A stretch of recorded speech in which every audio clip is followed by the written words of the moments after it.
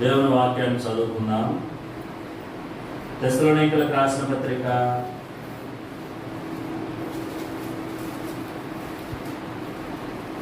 అపోస్తలుడైనటువంటి పౌలు తెస్సలోనికీయులకు రాసిన మొదటి పత్రిక 1వ అధ్యాయము 2-3 వచనాలు. అపోస్తలుడైన పౌలు గారు తెస్సలోనిక సంఘానికి రాసిన మొదటి పత్రిక 1వ అధ్యాయము 2-3 వచనాలు అందరం కలిసి చదువుకుందాం. చదవగలిగిన వారు చదవండి, మీ భాగాన్ని స్పష్టంగా చదవండి. చదువులేని వారు, బైబిల్ లేని వారు ఎవరైనా ఉంటే జాగ్రత్తగా దేవుని వాక్యాన్ని వినాలి. విశ్వాసముతో కూడిన మీ పనిని, ప్రేమతో కూడిన మీ ప్రయాసమును, మన ప్రభువైన యేసుక్రీస్తునందలి నిరీక్షణతో కూడిన ఓర్పును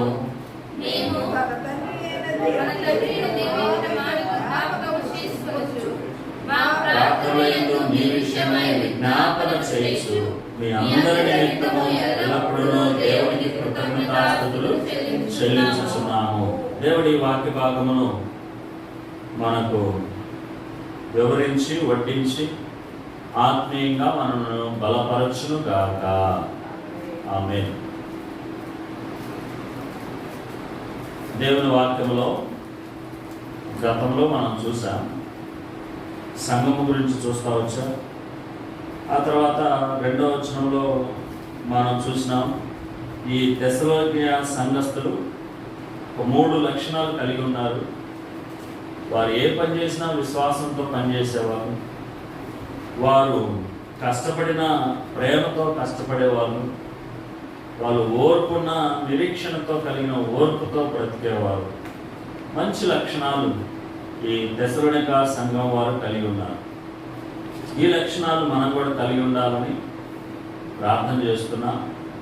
అయితే విశ్వాసం అనే దాన్ని మనం కొంత చూస్తూ వస్తున్నాం. మొదటి మాట 3 విషయాల్లో మొదటి భాగాన్ని మనం చూస్తున్నాం.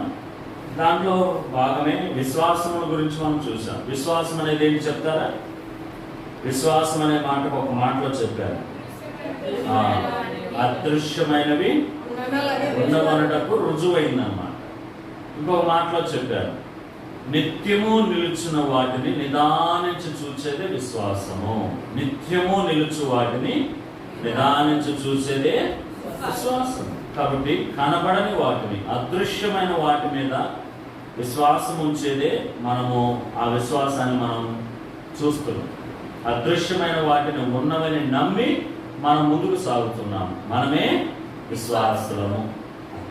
సరే, ఈ విశ్వాసం వలన మొదటిది మనకు దొరికిన ఫలం ఏంటి? ఆత్మరక్షణ. పాపము నుండి మన ఆత్మకు విడుదల కలిగింది. మొదటిది ఈ అదృశ్యుడైన దేవుని యందు మనం విశ్వాసం ఉంచడం ద్వారా ఆ విశ్వాసం వల్ల మనకు కలిగిన ఫలితం, మొట్టమొదటి ఫలితం ఏంటంటే ఆత్మరక్షణ కలిగింది. మన ఆత్మకు పాపం నుంచి విడుదల కలిగింది. ఇక రెండవది మరలా ఏం కలిగింది? స్వస్థత.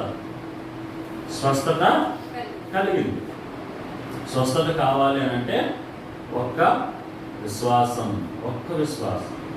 విశ్వాసంతో నువ్వు దేవుని దగ్గరికి రాగలగాలి. ఎప్పుడు రావాలి? రోగం వచ్చినప్పుడా? రోగం రాకముందా? అది రోగం వచ్చిన తర్వాత రావాలి మందిరానికి. రోగానికి రాకముందు నువ్వు ఎన్నిసార్లు మందిరానికి వచ్చినా నీ విశ్వాసం, నీకు రోగం లేదు కదా. విశ్వాసం మంచిది, ఆత్మరక్షణ ఉంది. కానీ స్వస్థత కావాలంటే రోగం వచ్చిన తర్వాత, బలహీనత వచ్చిన తర్వాత దోగాడుకుంటానే ఎక్కడికి రావాలా? మందిరానికి రావాలా. మనం ఎంతమందిని చూసాం స్వస్థత పొందిన వాళ్ళని? 5గురిని చూసాం. ఎవరెవరు? రక్తస్రావం కలిగిన స్త్రీ యేసు ప్రభు దగ్గరకు వచ్చింది, విశ్వాసంతో స్వస్థత పొందుకుంది. కుష్ఠరోగి విశ్వాసంతో యేసు ప్రభు దగ్గరకు వచ్చాడు, స్వస్థత పొందుకున్నాడు. గుడ్డివాడు యేసు ప్రభు దగ్గరకు వచ్చాడు, విశ్వాసంతో స్వస్థత పొందుకున్నాడు.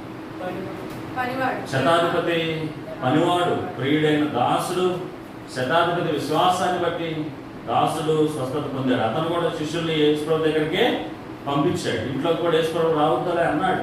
సరే, 4, 5వ ఏం చూసా? కుంటివాడు పేతురు గారు అతన్ని స్వస్థపరిచాడు. అతను కూడా నజరేయుడైన యేసు నామములో ఉన్న విశ్వాసం వలనే వాడు కూడా స్వస్థత. వీళ్ళందరూ ఎక్కడికి వచ్చారు? యేసు ప్రభు వారి దగ్గరకే వచ్చారు. పక్షవాతం కలిగిన వాడు కూడా యేసు ప్రభు వారి దగ్గరకే వచ్చాడు. రోగం ఉంది కదా అని ఇంట్లో కూర్చుంటే కుదరదు అని చెప్పాను. రోగం ఉంది కదా అని వంక పెట్టుకోవడం, రోగం ఉంది కదా, బలహీనత ఉంది కదా అని పండుకునే వాళ్ళు ఎంతమందో. దానివల్ల నష్టపోయేది మనమే. రోగం ఉన్నప్పుడు సేవకుడు ఏమనాలే, జనాలు ఏమనుకోరులే, రోగం ఉంది కాబట్టి ఇంట్లో ఉందిలే అన్నట్టుగా జనాల దగ్గర సానుభూతి కోరుకుంటారేమో. కానీ మీరు మిమ్మల్ని దేవుడు సానుభూతి కోరడు, మిమ్మల్ని మీద దేవుడు సానుభూతి పడడు. బలహీనంగా ఉన్న వాళ్ళు దేవుని మందిరానికి రావాలి. ఎందుకంటే విశ్వాసంతో రావాలి. ఆ విశ్వాసమే నిన్ను ఏం చేస్తుంది? స్వస్థపరుస్తుంది, ఆరోగ్యాన్ని ఇస్తుంది. సరే, అది గత వారం చూసాం. ఇక రెండవది అయిపోయింది. మూడవది ఈ వారం చూద్దాం. విశ్వాసం వలన మరలా మనకు కలిగే మూడవ లాభము. ఈ విశ్వాసం వల్ల మనం ఏం పొందుకుంటున్నాం? మూడవది అని అంటే రండి, మత్తయి సువార్త 15వ అధ్యాయం. మత్తయి సువార్త 15వ అధ్యాయం. మత్తయి సువార్త 15వ అధ్యాయం 21 నుండి 28 వచ్చిన వరకు మీరు రాసుకోండి, నేను వివరిస్తాను. 21 నుండి 28 వచ్చిన వరకు మీరు రాసుకోవాలి. ఇక్కడ ఒక స్త్రీ కనపడుతుంది. యేసు ప్రభువారు సీదోనీల ప్రాంతములుగా వెళ్ళగా, ఇదిగో ఆ ప్రాంతంలో నుండి కనాను స్త్రీ ఒకటి వచ్చి, ప్రభువా, దావీదు కుమారుడా, నన్ను కరుణింపము. అక్కడ ఏమనుంది? వచ్చి అని ఉందా లేదా? చూడండి మళ్ళీ ఇప్పుడు ఎవరు వచ్చారు ఇక్కడికి? యేసు ప్రభు దగ్గరికి ఒక కనాను స్త్రీ. చెప్పండి గట్టిగా, ఎవరు ఆవిడ? కనాను స్త్రీ. కనాను స్త్రీ అంటే అన్యురాలు. యేసు ప్రభు అంటే తెలియదు వాళ్ళకి. వాళ్ళు విగ్రహారాధికులు. వారు దేవుని యోధా వంశంలో ఉన్నవారు కాదు, యెరూషలేము సంబంధులు కారు. వారికి యెహోవా దేవుడు తెలియదు, వారికి ధర్మశాస్త్రం లేదు, వారికి వాక్యం లేదు, వారికి ప్రవక్తలు లేరు, వారికి ప్రార్థన లేదు, వారికి మందిరం లేదు, ఏమీ లేదు, వారికి సహవాసం లేదు. ఆవిడ అన్యురాలు. ఆవిడ ఏమైందట? యేసు ప్రభు వద్దకు వచ్చి, ప్రభువా, దావీదు కుమారుడా, నన్ను కరుణింపుము, నా కుమార్తె దెయ్యం పట్టి. ఏమంటుంది ఆవిడ? చూడండి, తన కుమార్తెకి ఏం పట్టిందట? దెయ్యం పట్టింది. నా కుమార్తె దెయ్యం పట్టి బహు బాధపడుచున్నదని కేకలు వేసింది. తన బిడ్డ ఇంట్లో దెయ్యం బట్టి బాధపడుతుంటే తట్టుకోలేకపోయింది. యేసు ప్రభు వారు వచ్చారని తెలిసి ఆయన దగ్గరికి వెళ్తే, నేను ఇంట్లో కూర్చో ఏడ్చే కన్నా, నా బిడ్డ దగ్గర కూర్చొని బాధపడే కన్నా, ఆ రక్షించేవాడు, కాపాడేవాడు, ఆ దెయ్యాలను పోగొట్టేవాడు, ఆ సమస్త కార్యములు చేయగలిగిన యేసు ప్రభు వచ్చాడంట. ఆయన దగ్గర పోయి మొరపెట్టుకుంటే నా బాధ పోతే, నా బిడ్డ బాగుపడుతుంది వచ్చిందండి. ఆయన దగ్గరకు వచ్చింది. ఏమనంటాం చూడండి, ఆవిడ వాస్తవానికి యేసు ప్రభుకి ఆవిడకి సంబంధమే లేదు. ఆవిడ అన్యురాలు. అయినా అప్పటికి యేసు ప్రభు దగ్గరకు వచ్చి, దావీదు కుమారుడా, ఏమంటారు మీరు చెప్పండి గట్టిగా, చూసి మీరు చదవండి. దావీదు కుమారుడా, నన్ను కరుణింపుము, నా కుమార్తె దెయ్యం పట్టి బహు బాధపడుచున్నదని కేకలు వేసింది. అప్పుడు యేసు ప్రభు వారు అందుకు ఆయన ఆమెతో ఒక్క మాట కూడా మాట్లాడాలి, వెళ్ళిపోతున్నాడు ఆయన. అంటే ఆవిడ ఎవరు మరి? ఆవిడ అన్యురాలు. ఆవిడకి యేసు ప్రభు వారికి సంబంధమే లేదు. ఆవిడ యూదురాలు కాదు, ఆవిడ ఇశ్రాయేలు కాదు. ఆయన అందుకని యేసు ప్రభు మౌనంగా వెళ్ళిపోతున్నాడు. ఒకసారి పిలిచింది, యేసు ప్రభు పలికారా? పలకరా. రెండోసారి మళ్ళీ చూడండి ఇప్పుడు ఏమవుతుందో. ఆయన వెళ్ళిపోతా ఉన్నాడు. ఇప్పుడు చూడండి మళ్ళా. అప్పుడు ఆయన శిష్యులు వచ్చి, ఈమె మన వెంబడి వచ్చి కేకలు వేస్తున్నది కనుక ఈమెను పంపివేయమని ఆయన వేడుకున్నారు. ఇప్పుడు రెండో వారు ఆ పక్షాన్ని ఎవరు వేడుకున్నారు? శిష్యులు వేడుకున్నారు. ఇప్పుడు అయినా ప్రభు అన్నాడు చూడండి, అక్కడ వేడుకొనగా ఆయన, ఇశ్రాయేలు ఇంటి వారిని నశించిన గొర్రెల యొద్దకే కానీ మరి ఎవరి యొద్దకు నేను పంపబడలేదని చెప్పాడు. అంటే నేను ఇశ్రాయేలుకే సంబంధించిన వాడును, అన్యులకు నేను సంబంధించిన వాడును కాను అన్నాడు. పాప ఆ మాట అన్నాడే కానీ ఇప్పుడు తర్వాత చూడండి మళ్ళా. ఇప్పుడు అయినా ఆ మాట ఎవరు విన్నారు? ఆ స్త్రీ వినింది. ఆ స్త్రీ కూడా ఆ మాట వినింది. ఇప్పుడు చూడండి ఆయన ఏమంటుందో. ఆయనను ఆమె వచ్చి, నేను మీకు స్వస్థత ఇవ్వను, నీకు నాకు సంబంధం లేదు, నేను మీ కొరకు రాలేదని చెప్పిన అయినా ఆవిడ దగ్గరకు వచ్చి ఆయనకు మ్రొక్కి, ప్రభువా, ఇప్పుడు ఏమన్నా చూడండి, ఇందాకేమన్నది? దావీదు కుమారుడా, ప్రభువా అన్నాడు. దావీదు కుమారుడా, నన్ను కరుణింపుము, నా కుమార్తె అని అన్నారు కదా. ప్రభువా, దావీదు కుమారుడా అన్నారు. ఇప్పుడు మరలా చూడండి, ప్రభువా, నాకు సహాయం చేయమని అడిగాను. ఏమైనా సహాయం చేయాలి ఆమెకి? ఏంది ఆమె చేయాల్సిన పని? నా బిడ్డకు పట్టిన దెయ్యాన్ని పోగొట్టయ్యా, ఆ సహాయం చేయయ్యా అని అడుగుతుంది. మరలా ఇప్పుడు చూడండి ఏమంటుందో. ఇప్పుడు చూడండి మరలా 26 వచ్చిన ప్రభు అంటున్నాడు, అందుకు ఆయన పిల్లలు తిన్న రొట్టె ముక్క తీసుకుని కుక్క పిల్లలకు వేయటం మంచిది కాదు కదా అని అన్నాడు. పిల్లలు తినే రొట్టె ముక్క తీసుకొని కుక్క పిల్లలకు కూడా వేస్తారండి? వేస్తారా? అంటే ఇప్పుడు ఆవిడెవరు? ఇశ్రాయేల్ ప్రజలేమో పిల్లలు అని అన్నాడు, ఆవిడేమో కుక్కతో సమానంగా పోల్చి చెప్పాడు, ఆ మాట అన్నాడు. ఇప్పుడు ఆవిడ చూడండి మరలా ఏమంటుంది, ఇప్పుడు ఏమంటుందో. 27 వచ్చిన ఆమె, నిజమే ప్రభువా, కుక్క పిల్లలు కూడా తమ యజమానుల పళ్ళ మీద నుండి పడు మొక్కలు తిరుడు కదా. అంటే నేను కూడా కుక్కనే, నువ్వు అన్నట్లే అన్నదాడు. అంటే చూడండి ఎంత తగ్గించుకుందో చూడండి. బైబిల్ గ్రంథంలో దావీదు కూడా అన్నాడు, చచ్చిన కుక్క లాంటి వాడిని అన్నాడు దావీదు అలా మాట అన్నాడు. ఇంకా బైబిల్ కొంతమంది ఉన్నారు కుక్కతో పోల్చుకున్న వారు ఉన్నారు. ఇప్పుడు ఈవిడ కూడా ప్రభువుతో ఏమంటుంది? అవును నిజమే, నేను కుక్కనేనయ్యా. నీ పిల్లల దగ్గర నుంచి, నీ పిల్లలు ఇశ్రాయేల్ ప్రజలు నీ పిల్లలే, నేను కుక్క లాంటి దాన్నే. అయినా నేను కుక్కనైనా, నా బిడ్డ కుక్క అయినా, నీవు వచ్చే ఆ చిన్న రొట్టె ముక్కలైనా నాకు పడేయ్యా. ఇప్పుడు చూడండి ఆ మాట ఎప్పుడైతే అనిందో అప్పుడు చూడండి ఈ 3 సార్లు ఆవిడ యేసు ప్రభుతో మాట్లాడిన సందర్భంలో 3 సందర్భాలు 3 మాటలు మాట్లాడింది. 3 సార్లు ప్రభువా అనే మాట వాడింది. గమనించారా మీరు? మొదటి మాట ఏమనింది? 22వ వచనం, ప్రభువా దావీదు కుమారుడా. తర్వాత 25వ వచనం, ప్రభువా నాకు సహాయం చేయండి. 27వ వచనం, నిజమే ప్రభువా అని యేసు ప్రభు వారితో అనింది. ప్రభు అంటే ఏంటి? రాజా. ప్రభు అని ఎవరిని అంటారు? రాజుని. అంటే ప్రభు అని అంటే రాజు, రాజు అని అంటే అధికారి. చెప్పండి, ప్రభు అని అంటే మన మీద, చెప్పండి అందరు గట్టిగా, ప్రభు అనగా మన మీద అధికారి. ఇప్పుడు ఎవడేమంటుంది? ప్రభు అంటుందంటే ప్రభు వారే ఎవడికి ఎవరు? ఎవరికి దాసురాలు? మరి ప్రభువుకు దాసురాలు. నేను నీ దాసురాలని, నువ్వు నా యజమానుడివి, నువ్వు నా రక్షకుడివి, నువ్వు నా ప్రభువి, నువ్వు నా రాజుగా ఒప్పుకుంది ఈవిడ. ఆ మాటను చూసి వద్దన్నాగానే వస్తా ఉంది, పలకనుంటే మౌనంగా వచ్చింది. అంతేనా? నేను కుక్కలు తీసి పిల్లలకు పెడతానా అన్నాగానే వచ్చింది. నేను కుక్క లాంటి దాన్నే ఒప్పుకున్నాను ఆ మాట కంటే. అప్పుడు ప్రభు పాపం చూడండి, ఆవిడ మీద ప్రభు ఏమంటున్నాడు చూడండి. 28వ వచనం, అమ్మా చూడండి ఎంత చక్కగా పిలుస్తున్నాడు. ఇప్పుడు ఇందాక పరీక్షించాడు, ఇప్పుడేమో ఆ పరీక్షకు ఆ విశ్వాసాన్ని చూసి, అమ్మా నీ విశ్వాసము గొప్పది, నీవు కోరినట్టే నీకు అవునుగాక అని ఆమెతో చెప్పాను. ఆమెం కోరింది? 22వ వచనం, నా కుమార్తె దెయ్యం బట్టి బాధపడుచున్నది. ఆ తర్వాత 25వ వచనం, నాకు సహాయం చేయండి అని అడిగింది. ఇప్పుడు నువ్వు అనుకున్నదే నీకు జరిగింది అని చెప్పాడు. ఆ గడియలోనే 28వ వచనం, ఆ గడియలోనే ఆమె కుమార్తె స్వస్థత. అర్థమవుతుందా? ఇక్కడ చూడండి, స్వస్థత దేని నుంచి స్వస్థత? రోగము నుంచా దెయ్యము నుండా? దెయ్యము నుండి స్వస్థత. కాబట్టి ఈరోజు నువ్వు నేను కూడా నేర్చుకుంటున్నాం ఏంటి అని అంటే, మనము ఇట్టి విశ్వాసమును కలిగి ఉండడం ద్వారా మనకు కలిగిన మొదటి ఫలం ఏంటి అంటే, మన ఆత్మ పాపము నుంచి రక్షింపబడింది. రెండవది, మనకి రోగాల నుంచి స్వస్థతలు కలుగుతున్నాయి.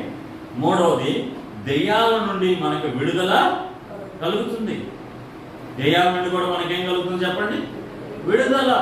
కాబట్టి ఈ విశ్వాసం నీకుంటే నీకు కూడా ఆత్మరక్షణ కలుగుతుంది.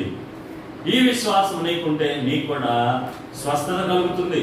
ఈ విశ్వాసం నీకుంటే దెయ్యాల నుంచి నువ్వు కూడా విడిపించబడతా. కాబట్టి మనము దెయ్యాలకు భయపడాల్సిన అవసరమే. మూడవ మాట. ఇంకో మాట చూడండి. ఇప్పుడు 4వ చూద్దారండి. ఈరోజు 4వ మాట కూడా నేను మీకు వివరిస్తాను. రండి, ఇంకోటి 4వ మాట. విశ్వాసం వల్ల మనకు కలిగే 4వ మేలు ఏం కలుగుతుంది? 4వ మాట రండి చూద్దాము.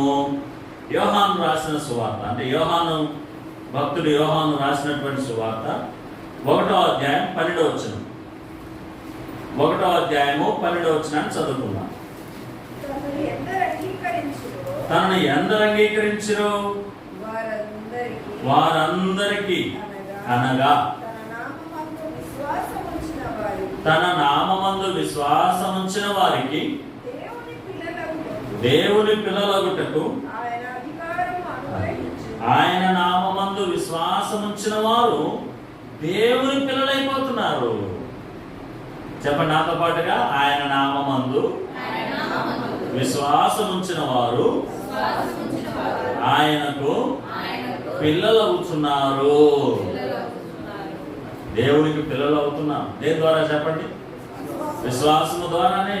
విశ్వాసం లేకపోతే నీకు ఆ అదృశ్యుడైన దేవుని మీద, ఆ యేసు నామములో నీకు విశ్వాసం లేకపోతే నువ్వు దేవుని పిల్లవి కాదు, నువ్వు దేవుని పిల్లవాడివి కాదు. ఆయనకి మనల్ని పిల్లలుగా చేసేది విశ్వాసమే. అంటే ఒక మాట చూడండి, మనం దేవుని పిల్లలం కాదా మరి? అంతే కదా, మనం దేవుని పిల్లలమా మరి? కాదు. మనం దేవుని పిల్లలం కాదా అంటే అవును, మనం దేవుని పిల్లలం కాదు, మనం ఆయన పిల్లలం కావాల్సి ఉంది. అర్థం చేసుకోవాలి. రండి, యోహాను సువార్త 8వ అధ్యాయం 44వ వచనాన్ని చదువుకుందాం. మనం దేవుని పిల్లలం కాదా అంటే కాదు అని వాక్యాలు చూస్తున్నాం. వాక్యంలో మనకు అర్థమవుతుంది. రండి, యోహాను సువార్త 8వ అధ్యాయం 44వ వచనం. మీరు మీ తండ్రి యగు అపవాది సంబంధులు, మీ తండ్రి దురాశలు ఏం చేస్తున్నారు మీరు? అది మనం ఎవరు పిల్లలము, మనం ఎవరు పిల్లలము అని అంటే అపవాది సంతానం. అపవాది సంతానం. ఒక మాటలో చెప్పాలి అంటే మనము ఆది కాండంలో చాలాసార్లు చూపించాను మీకు. నేను ఆది కాండంలో ఆదాము అవ్వల దేవుడు సృష్టించినప్పుడు దేవుడి సంతానమే. అయితే ఆదాము అవ్వలు ఎప్పుడైతే ఆ యొక్క అపవాది చేత మోసం చేయబడి, అపవాది మాటకు లోబడి తినొద్దన్న పండు తిని, అంటే వద్దు అని చెప్పిన పని చేశారు. దేవుడు వద్దు అన్న పని ఏం చేశారు?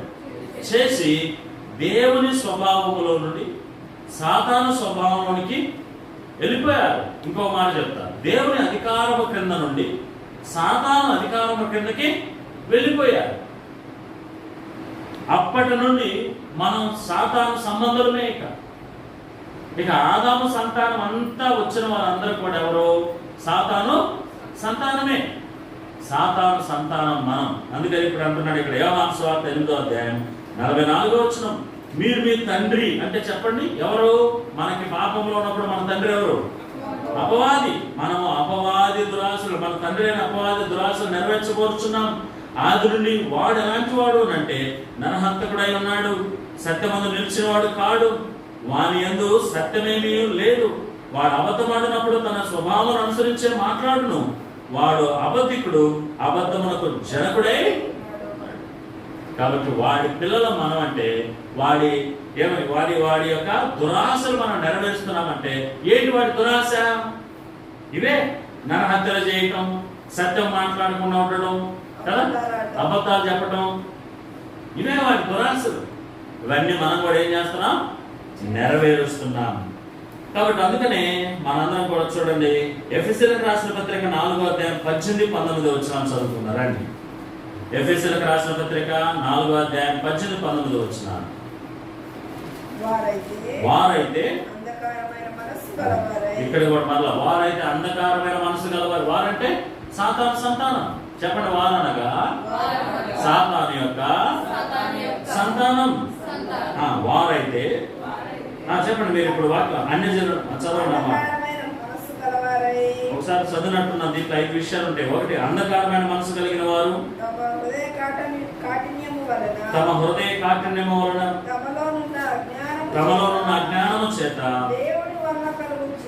దేవుని వలన కలుగు జీవములో నుండి వేరుపరచబడిన వారై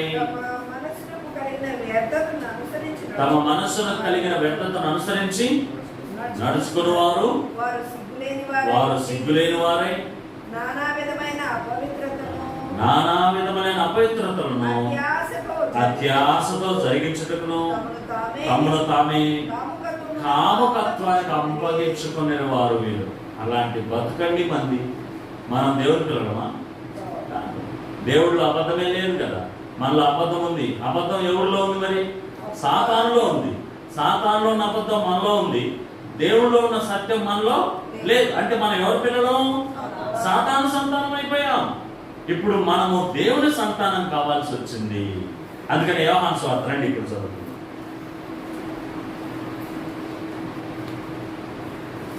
మనం సాతాను సంబంధం అనడానికి ఇంకా కొన్ని విషయాలు మీరు రాసుకుంటారా? రాసుకోండి. ఇర్మీయా గ్రంథం 17వ అధ్యాయం 9వ వచనం. ఇర్మీయా గ్రంథం 17వ అధ్యాయం 9వ వచనం. ఆదికాండం 8వ అధ్యాయం 21వ వచనం. ఆదికాండం 8వ అధ్యాయం 21వ వచనం. యెషయా గ్రంథం 24వ అధ్యాయం 5వ వచనం. యెషయా గ్రంథం 24వ అధ్యాయం 5వ వచనం. రోమీయులకు రాసిన పత్రిక 3వ అధ్యాయం 9 నుండి 19 వచనాలు. రోమీయులకు రాసిన పత్రిక 3వ అధ్యాయము 9 నుండి 19 వచనాలు రాసుకోవచ్చు. వీటిలో ఒకటి చదవండి. ఆదికాండం 8:21 చదువుతారా? ఆదికాండము 8వ అధ్యాయం 21వ వచనం చదువుకుందాం. దేనికి ఆధారాలు ఇవి? చెప్పండి, దేనికి ఆధారాలు? మనము అపవాది సంబంధం, మనం సాతాను బిడ్డలం, మనం అపవాది పిల్లలం అనడానికి ఆధారాలు ఇవన్నీ. చూడండి, 8వ అధ్యాయం 21వ వచనం.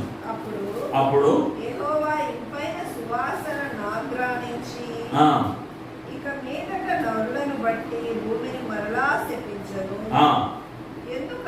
ఎందుకనగా నరుల హృదయాలోచన వారి బాల్యం నుండి చెడ్డది. అపవాది గారు చెడ్డోడా మంచోడా? చెప్పాలా? అపవాది చెడ్డోడా మంచోడా? చెడ్డోడు. మన బాల్యం నుంచి మన హృదయం కూడా చెడ్డదే. కాబట్టి మనం అపవాది పిల్లలం. మన హృదయపు ఆలోచన బాల్యం నుండి చెడ్డది అని అంటున్నాను దేవుని వాక్యం. కాబట్టి మనం అపవాది పిల్లలం. మరి ఇప్పుడు దేవుని పిల్లలం కావాల్సిన అవసరత ఉంది. దేవుని పిల్లలం కావాలి మనము. కాబట్టి దేవుని పిల్లలం మనం అవ్వాలి అని అంటే యోహాను సువార్త 3వ అధ్యాయం 2 నుండి 8 వచనాలు మనం అక్కడ మాట చదివితే అర్థమవుతుంది. యోహాను సువార్త 3వ అధ్యాయము 2 నుండి 8 వచనం వరకు మీరు రాసుకోండి, నేను చెబుతా. అక్కడికి ఒకరోజు యేసుప్రభు వారి దగ్గరికి ఒక వ్యక్తి వచ్చాడు. ఆయన పేరు నికోదేము అని, ఒక ధర్మశాస్త్రోపదేశకుడు ఆయన వచ్చాడు. ఆయన వచ్చి యేసుప్రభు వారి దగ్గరికి వచ్చి అడుగుతున్నాడు. ఏమని అడుగుతున్నాడు అని అంటే, నేను బోధకుడా, దేవుని యొద్ద నుండి వచ్చిన బోధకుడు అని మేము ఎరుగుదుము. దేవుడు అతనికి తోడై ఉంటేనే కానీ నీవు చేయించిన సూచక్రియలు ఎవడనో చేయలేడని అతనితో చెప్పాను. అందుకు యేసు అతనితో, ఒకడు క్రొత్తగా జన్మించితే కానీ అతడు దేవుడి రాజ్యమును చూడలేడని నిశ్చయంగా చెప్తున్నాను అన్నాడు. చూడండి ఇక్కడ ఈ వచ్చిన నేను ఎందుకు చూపిస్తున్నా ఒకసారి మీరు చెప్పండి. మనం అపవాది సంతానం. మరి మనం ఇప్పుడు ఏం కావాలా? మనం దేవుని సంతానం కావటం ఎలా? ఒక నికోదేము వచ్చాడు, అతను అపవాది సంతానమే, మనలాంటి వాడే. ఇప్పుడు యేసు ప్రభు చెప్తున్నాడు అతనితోటి, ఒకడు దేవుని సంతానం కావాలి అని అంటే వాడు ఏం కావాలా అని అంటే వాడు కొత్తగా జన్మించాలి. వాడు కొత్తగా జన్మించితేనే కానీ అతడు దేవుని రాజ్యంలో చూడలేడని నిశ్చయముగా మీతో చెప్పుచున్నాను అని అన్నాడు. కొత్తగా ఏం కావాలట? వాడు జన్మించాలి. కొత్తగా అన్న దగ్గర తన నెత్తి మీద ఎంత ఉంది? ఒకటి ఉంది. ఫుట్ నోట్ లో ఒకటి చూడండి, పై నుండి కదా. కొత్తగా జన్మించడం అంటే పై నుండి జన్మించాలి. పై నుండి అని అంటే చూడండి, మనము శరీర సంబంధులం, మనము భూ సంబంధంగా పుట్టినవారు. ఇప్పుడు మనం ఈ రీతిగా ఉన్నాము. ఇప్పుడు మనము ఆత్మీయంగా దేవుని వైపు విశ్వాసం ఉంచి, విశ్వాసం అంటే ఎవరు చెప్పండి? అదృశ్యుడైన దేవుడు ఉన్నాడన్నటకు రుజువు కదా. మనము అదృశ్యుడైన దేవుడు, మన రక్షకుడు, మన తండ్రి, మనల్ని కన్నవాడు, మన యొక్క సృష్టికర్త ఉన్నాడు అని దేవుని యందు విశ్వాసం ఉంచి మనం తిరిగి క్రొత్తగా జన్మించాలి. అందుకనే ఆ మాట చూద్దారండి. యోహాను సువార్త 1వ అధ్యాయం 1 నుండి 12 వచనాలు మనం చదవగలిగితే అక్కడ ఉన్న మాట చూడండి. దేవుడు లోకానికి వెలుగుగా పంపిన యేసునందు విశ్వాసం ఉంచాలి. యోహాను సువార్త 1వ అధ్యాయం 1 నుండి 12 వచనాలు మనం చదవగలిగితే అక్కడ రాయబడిన మాటను బట్టి దేవుడు లోకానికి వెలుగుగా యేసును పంపించాడు. చెప్పండి, లోకానికి వెలుగుగా తండ్రి అయిన దేవుడు యేసును పంపించెను. ఇప్పుడు ఆ లోకానికి మన కొరకు వెలుగుగా వచ్చిన ఆ యేసునందు ఎవరైతే విశ్వాసం ఉంచుతారో ఆ విశ్వాసము వలన తిరిగి మనము ఆత్మ మూలంగా జన్మించిన వారం అవుతాము. ఆ విశ్వాసమే మనల్ని తండ్రి అయిన దేవునికి కుమారులుగా చేస్తాం. సాతాను బిడ్డలుగా ఉన్న మనం దేవుని కుమారులను కావాల్సింది. దేవుని కుమారులను ఎలా అవుతాము అని అంటే మన కొరకు తండ్రి అయిన దేవుడు తన ప్రియకుమారుని వెలుగుగా ఈ లోకానికి పంపించాడు.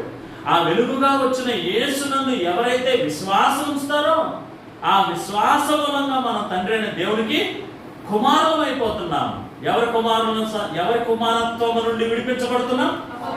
అపవాది కుమారత్వం నుండి విడిపించబడి దేవుని కుమారత్వంలోకి వచ్చేస్తున్నాం. కేవలం దేని ద్వారా? చెప్పండి. కేవలం దేని ద్వారా? విశ్వాసము ద్వారానే. విశ్వాసము, ఎలాంటి క్రియ లేదమ్మా ఇక్కడ. ఒకవేళ నువ్వు చేస్తే పని ఏంటా పని? విశ్వాసం ఉంచే పని మాత్రమే. కాబట్టి ఆ విశ్వాసం వలన మనం ఇప్పుడు దేవుని కుమారులము, దేవుని కుమార్తెలము అయ్యాం. అందుకని 12వ వచనంలో ఆ మాట మనలో చదువుతారండి.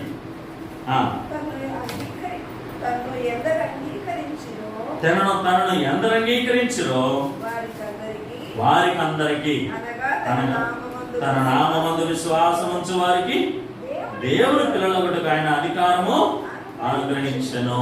కాబట్టి మనకు అధికారం వచ్చింది. ఏ అధికారం వచ్చింది మనకి చెప్పండి. ఇప్పుడు దేవుని పిల్లలం అనే అధికారం మనకు వచ్చేసిందండి. అధికారం అన్నా ఇప్పుడు చూడండి, నీకు ఈ ఇంటి మీద ఎంత నీ అధికారం? ఒక మాట, నీకు ఒక ఇల్లు ఉంది, ఆ ఇంటి మీద నీ అధికారం ఉండాలి అని అంటే ఆ అధికారం ఉన్న వ్యక్తి ఆ ఇంటి అధికారి నీకేం చేయాలా? రాసి ఏం చేయాలి? మీకు రాసిస్తే అప్పుడు ఆయన అధికారం మీకు పూర్తిగా, మీకు కూడా అధికారం ఆ ఇంటి మీద వస్తుంది. ఇప్పుడు దేవుడు కూడా అంటున్నాడు, మీరు నా పిల్లలు. ఎలా చెప్తున్నావు? దేవుడే చెప్తున్నాడు. ఏమని?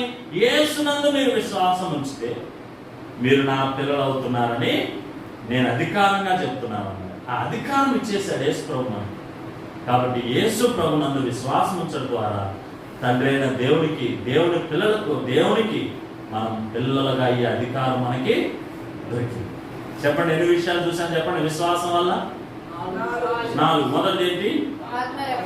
ఆత్మకు పాప విముక్తి లేదా ఆత్మరక్షణ. రైట్. రెండవది స్వస్థత కలుగుతుంది. మూడవది దయ్యాల నుంచి విడిపించబడుతున్నాము, అదే విశ్వాసం వలనే. 4వది దేవుని పిల్లలుగా అవుటకు అధికారాన్ని ఇచ్చింది ఆ విశ్వాసం. మనం దేవుని పిల్లల అధికారంతో చెప్పు. నీకు ఇచ్చిన ఇల్లు పూర్తి స్వాధీనం నీకే. అర్థమవుతుందా? ఎక్కడైనా ఒక చోటు కొంటే ఏమంటే రాస్తారు? దాని మీద రాసేటప్పుడు సర్వ హక్కులు నీకేమన్నా రాస్తారా? రాయరా? అవును. తండ్రి కూడా మనకి ఏదైనా పొలం ఇచ్చినా, నా కొడుక్కి, నా కుమారుడికి, నా ఇంటిని నేను సర్వ హక్కులు వాడికి ఇచ్చేస్తున్నాను. అవునా కదా? ఎవరైనా మనం వెలిచి కొనుక్కుంటే సర్వ హక్కులు మనకి దాని మీదే వస్తాయి. యేసు ప్రభు వారు కూడా ఈ లోకానికి తండ్రి అయిన దేవుడి ద్వారా ఈ లోకానికి వచ్చి మనందరి కొరకు ఆయన తన సొంత రక్తాన్ని కార్చి వెలపెట్టి మనం కొన్నాడు. ఇప్పుడు ఆయనేదో విశ్వాసం వచ్చిన వారందరూ తండ్రి అయిన దేవునికి పిల్లలు అవడానికి గొప్ప అధికారాన్ని అనుగ్రహించారు. కాబట్టి ఈ అధికారం ఎలా వచ్చిందంటే విశ్వాసము ద్వారానే. చెప్పండి, విశ్వాసము ద్వారానే. ఇంకో మాట చూద్దాం రండి. యోహాను సువార్త 3వ అధ్యాయం 18వ వచనం. ఎన్ని అయిపోయినాయి? ఇప్పటికి 4 అయిపోయినాయి. 5వ మాట చెప్తా, ముగించేస్తా. వచ్చే వారం మిగతా కొన్ని విషయాలు చూద్దాం. యోహాను సువార్త 3వ అధ్యాయం 18వ వచనం చదవండి. ఆయన యందు విశ్వాసముంచు వారికి తీర్పు తీర్చబడదు. చదువు. విశ్వసింపని వాడు దేవుని అద్వితీయ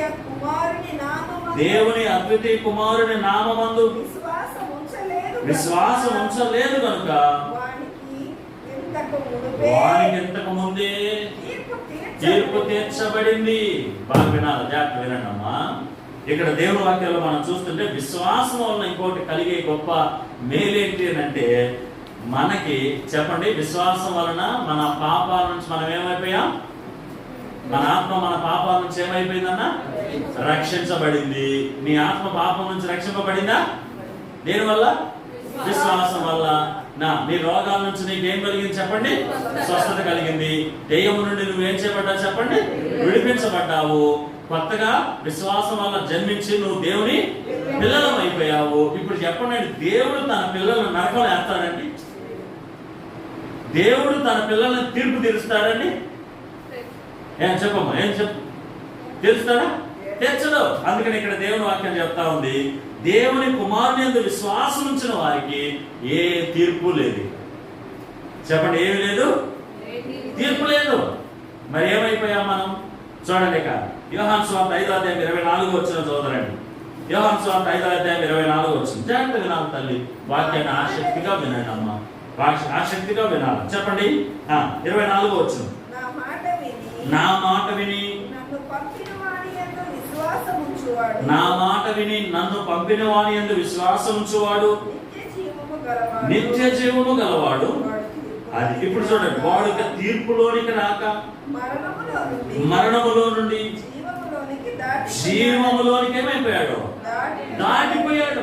మరణములోనికి లేక మరణమును దాటి జీవంలోకి వెళ్ళిపోయాడు.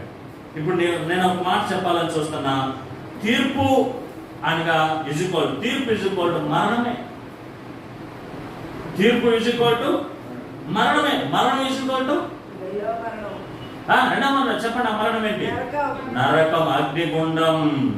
మరి ఇప్పుడు ఏమైపోయాడు? తీర్పులో నుంచి తప్పించుకొని మరణమును దాటి నిత్య జీవంలోకి వెళ్ళిపోయాడు. అంటే ఇప్పుడు అతను ఏమైపోయాడు అని అంటే, జీవము అంటే దేవుని రాజ్యం, పరలోకం. జీవం అంటే ఏంటి? పరలోకం. మత్తయి సువార్త 25:34 చదువుతారండి. మత్తయి సువార్త 25:34 ఒక మాట ఉంది, ఆ మాట చదువుకుందాం. దేవుడిని కుమారుని యందు విశ్వాసం ఉంచువారు దేవుని కుమారులు అనబడుతున్నానికి అధికారం ఇచ్చాడు.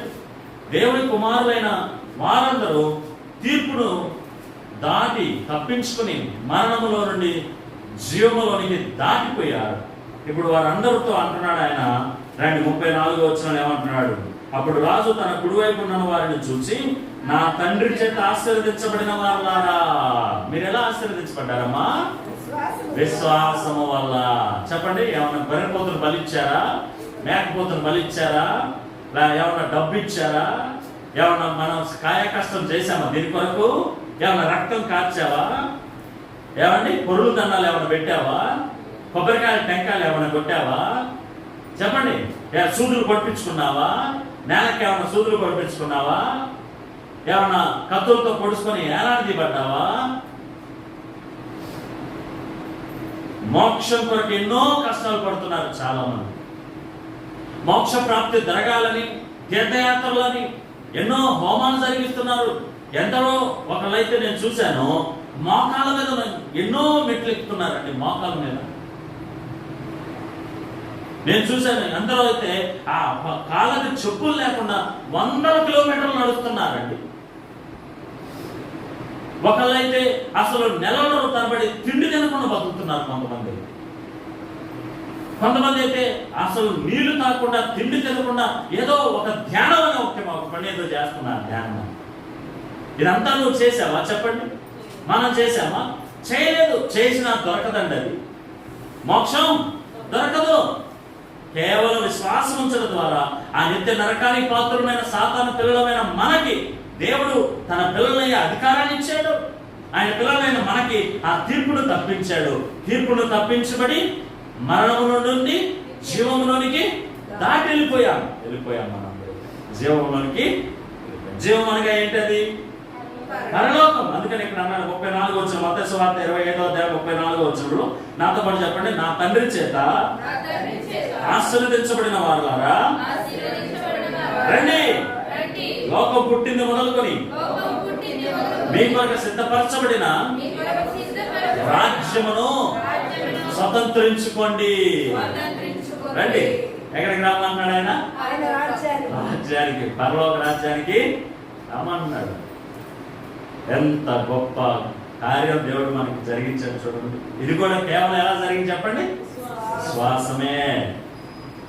విశ్వాసం వల్ల మనం దేవుని పిల్లలమయ్యాము. విశ్వాసం వలన మనం దేవుని రాజ్యానికి కూడా స్వతంత్రించుకుంటున్నాం. ఇదే విశ్వాసం. కాబట్టి ఈ విశ్వాసము నిన్ను నన్ను పరలోకానికి వారసులుగా చేస్తుంది. స్వతంత్రించుకోబోతున్నాం దేన్ని? పరలోకం. దేవుడు అంటున్నాడు అక్కడ రండి స్వతంత్రించుకోండి, ఇది అయిపోయింది. బ్రిటిష్ వాళ్ళు మన భారతదేశాన్ని వదిలిపెట్టిపోయేటప్పుడు అన్నారు మాట ఇదే, మేము పోతున్నాం, మీ దేశాన్ని మీరు స్వతంత్రించుకోండి అన్నారు. అంటే మీ దేశాన్ని మీరు పాలించుకోండి, మీ దేశాన్ని మీరు ఆక్రమించుకోండి, మీ దేశంలో మీరు స్వేచ్ఛగా బతకండి, ఇక మేము వెళ్ళిపోతాం. కాబట్టి మనం కూడా దేవుడి రాజ్యం స్వతంత్రించుకోబోతున్నాము కదా. దేని ద్వారా చెప్పండి? విశ్వాసము ద్వారానే. సహోదరుడా సహోదరి, ఏంటి ఆ విశ్వాసం? విశ్వాసం వల్ల దేవుడు మనకి ఇస్తున్న గొప్ప మేలు చూడండి. ఇంకా ఉన్నాయి, ప్రవచనమైతే ఇంకా 2-3 ఉన్నాయి. వచ్చే వారం వాటి గురించి మనం చూద్దాం. ఈరోజు నువ్వు వాక్యం విన్నావా? ఆసక్తిగా విన్నావా? ఉంటే మంచి. ఏమని విన్నావు చెప్పండి? విశ్వాసం ఉంచడం ద్వారా. 5 చెప్పాలి. ఒకటి ఒక్కొక్కరిని అడిగినా లేకపోతే ఎందుకులే అంటారా? అందరికీ మీకు అర్థమైందా? అమ్మో, నేను దేవుని యందు విశ్వాసం ఉంచడం ద్వారా నా పాపాల నుండి నా ఆత్మ రక్షింపబడింది. నీలో కృతజ్ఞత భావం పెరగట్లేదా? నీలో ఇంకా బలహీనత, మంపు, ఏదో నిరుత్సాహం, ఏదో సంఘంలో ఉన్నట్టు కనపడకూడదు. దేవుడు నీకు కేవలం విశ్వాసం ఉంచడం ద్వారా ఆయన నీ ఆత్మను పాపం నుంచి విడిపించాడు, ఆత్మరక్షణ ఇచ్చాడు. నీకు రోగాలకి స్వస్థత కలుగుతూ ఉంది, దయ్యాల నుంచి విడిపించబడుతున్నా, దేవుడి కుమారులు అవడానికి అధికారం ఇచ్చాడు. దానివల్లే దేవుని రాజ్యంలోనికి స్వతంత్రించుకునే అధికారాన్ని, స్వతంత్రించుకునే భాగ్యాన్ని మనకు అనుగ్రహించాడు. తీర్పు నుంచి తప్పించుకొని మరణము నుండి పరలోక రాజ్యానికి దాటిపోయామన్నాడు కేవలం విశ్వాసంతో. కాబట్టి ఇలాంటి విశ్వాసాన్ని దేవుడు మనకు అనుగ్రహించాడు. కాబట్టి సహోదరుడు సహోదరి, ఇంకా కొన్ని విషయాలు ఉన్నాయి. ప్రవచనమైతే ఇంకా కొన్ని పాయింట్స్ ఉన్నాయి, అవి వచ్చే వారం నేను పంచుకుంటాను. అవి మనం చూద్దాం. ఇంకా విశ్వాసం ద్వారా దేవుడు మనకి ఎన్ని మేలు ఇచ్చాడో చూడండి. మీ పేరేంటి చెప్పండి? బైబిల్లో మనకున్న పేర్లు ఏంటి చెప్పండి? మిమ్మల్ని ఏమంటారు? మందిరానికి వచ్చేవారిని విశ్వాసులు అంటారు. విశ్వాసులు అంటే ఊరకనే ఉందా? ఎన్ని మేలులు పొందుకున్నాం కేవలం విశ్వాసం ఉంచడం ద్వారా. మన పేరు ఊరకనే రాలేదు. కాబట్టి ఆ విశ్వాసం వల్ల మనం ఎన్నో పొందుకున్నాం. తర్వాత ఇంకా ముందుకెళ్తాం. విశ్వాసము ఎలా వచ్చింది? విశ్వాసాన్ని దేవుడు ఎలా ఇస్తాడు? విశ్వాసం మనలో ఎలా పెంపొందించుకోవచ్చు? దేవుడు దాన్ని ఎలా మనకి ఇస్తాడు? ఏం చేస్తే విశ్వాసం వచ్చిందో దేవుని వాక్యాన్ని ఇంకా రానున్న దినాల్లో విందాం. ఈ రోజుకి ఈ వాక్యాన్ని జ్ఞాపకం పెట్టుకోండి. వచ్చే వారం వరకు సిద్ధపడదాం. Praise the lord.